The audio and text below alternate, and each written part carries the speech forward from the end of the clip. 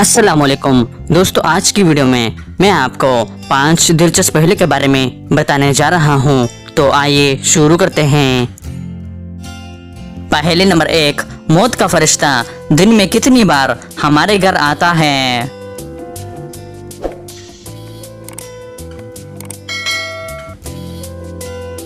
इसका सही जवाब है 2 मर्तबा। पहले नंबर 2, यतीम के सर पर हाथ फेरने की क्या फजीलत है?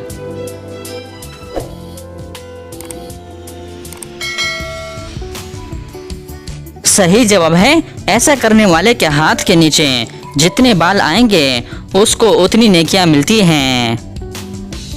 पहले नंबर 3, कौन सी 2 फर्ज नमाजें हैं जो एक ही आज़ान के साथ पढ़ी जाती हैं?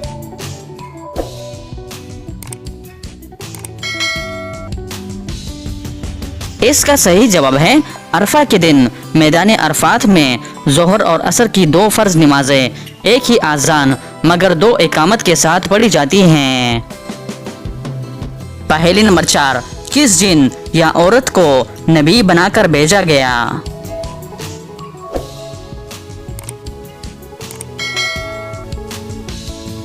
सही जवाब है, जी नहीं, अंबिया सब के सब बशर और मर्द ही थे।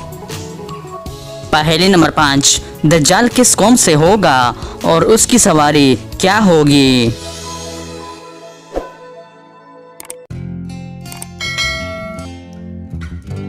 इसका सही जवाब है, ये कौम यहूद से होगा और उसकी सवारी गद्दा होगा।